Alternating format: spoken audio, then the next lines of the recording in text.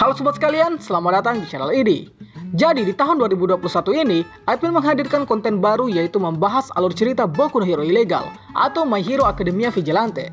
Karena alur kisah manga ini adalah prequel dari manga Boku no Hero Academia yang menceritakan tentang bagaimana masa lalu beberapa karakter di Boku no Hero Academia dan juga menceritakan lika-liku perjuangan pahlawan ilegal.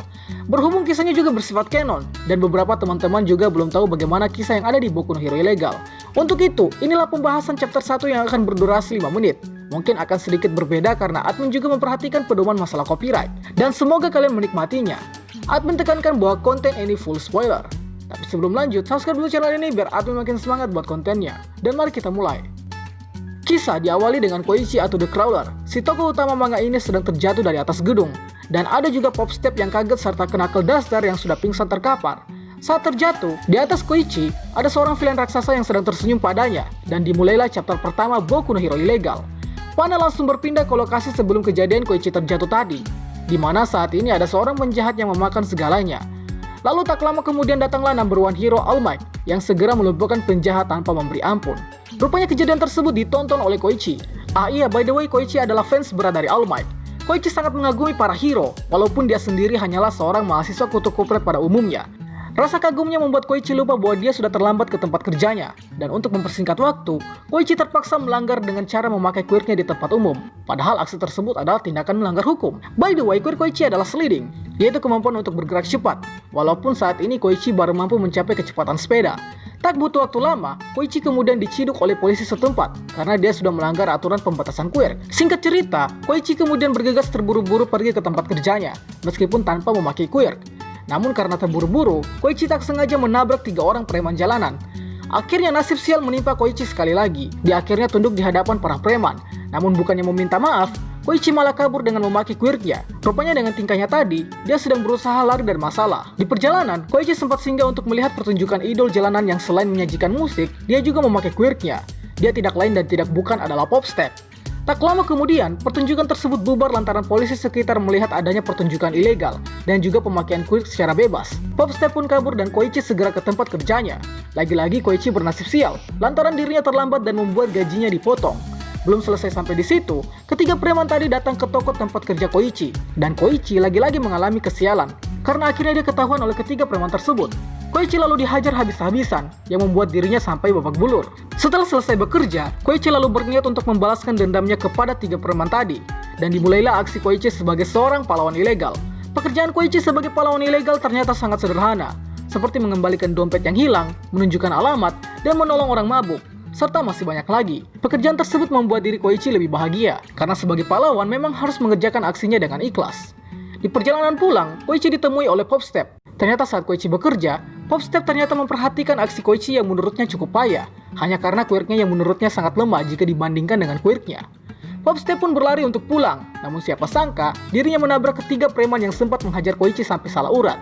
Dan tak butuh waktu lama, Pop Step kemudian mendapat bagiannya, dan ketiga preman tadi berniat ingin melakukan hal tak senonoh kepada Pop Step. Koichi awalnya berniat untuk memberitahukan ke preman tersebut agar tidak melukai Pop Step. Namun Koichi diancam akan dihantam lagi jika dia menghalangi perbuatan ketiga preman tersebut. Hampir saja Koichi membiarkan Pop Step diperlakukan tidak senonoh. Namun sebagai individu yang memiliki hati pahlawan, Koichi langsung mempersiapkan aksinya untuk menolong Pop Step. Langsung saja, Koichi memakai quirknya dan membuat 2 preman langsung terjatuh. Dan Koichi langsung menyergap 1 preman lainnya. Namun rupanya hal tersebut hanyalah hayalan Koichi semata.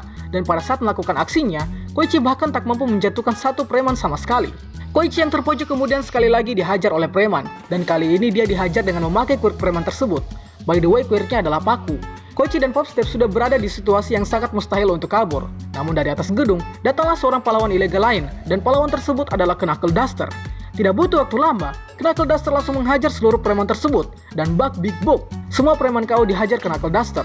Tujuan Knuckle Duster selain menyelamatkan Koichi adalah untuk memeriksa lidah preman tersebut, yang dicurigai bahwa lidahnya telah berubah menjadi hitam. Singkatnya, semua preman tadi babak belur dihajar, dan Knuckle Duster berbicara ke Koichi bahwa Koichi dapat menjadi seorang pahlawan sungguhan. Mendengar hal tersebut, Koichi merasa canggung dan mengatakan bahwa dia tak tertarik menjadi pahlawan sungguhan.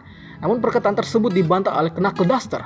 Knuckle Duster melihat potensi Koichi karena Koichi menolong orang secara sukarela. Koichi malah membalasnya dengan perkataan pecundang bahwa dia memiliki quirk yang lemah serta tidak memiliki izin pahlawan. Dan lagi-lagi, ucapan tersebut dibantah oleh Knuckle Duster bahwa quirk yang kuat dan surat izin pahlawan bukanlah tolak ukur untuk menjunjung tinggi keadilan sejati.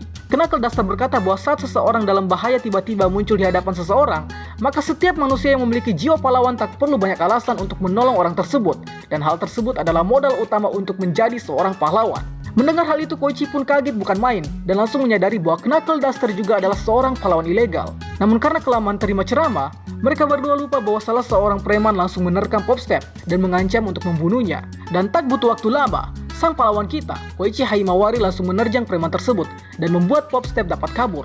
Belum selesai sampai di situ, Knuckle Duster langsung menonjok preman tadi sampai si preman encok. Dan setelah itu, Knuckle Duster langsung mengajak Koichi agar bergabung bersamanya dalam melakukan aksi pahlawan ilegal. Dengan kata-kata mutiara Knuckle Duster yang berbunyi, menghancurkan orang jahat itu adalah hal yang memuaskan. Namun lagi-lagi Koichi menolak ajakan tersebut. Waktu berselang beberapa lama, ketiga preman yang sudah babak belur tadi kemudian berjalan pulang dengan luka dan dendam yang dibawanya. Lalu tiba-tiba datanglah seorang pria misterius yang membuka kopernya. Yang isi koper tersebut adalah obat-obatan yang di kemudian hari dikenal sebagai trigger. Dan chapter 1 pun selesai. Sebenarnya alur cerita Boku no Hero Ilegal atau My Hero Vigilante ini cukup menarik. Mungkin memang di awal terasa flat, namun saat sudah mencapai chapter 3, 10, dan seterusnya, cerita yang disajikan semakin menarik. Admin rasa kalian perlu membaca manga Boku no Hero Ilegal, karena beberapa kisahnya akan berkaitan langsung dengan alur cerita utama yaitu Boku no Hero Academia. Jadi jika kalian suka konten ini, admin akan membuat konten untuk chapter selanjutnya. Dan ada kemungkinan juga nantinya admin akan menyatukan beberapa chapter ke satu konten. Tapi untuk saat ini admin baru mampu mencapai satu chapter untuk satu konten. Jadi admin sangat membutuhkan dukungan dari kalian. Itulah pembahasan kita pada kali ini. Sanggapa bila ada yang kurang, request juga di kolom komentar untuk pembahasan selanjutnya, dan akhir kata see you next time.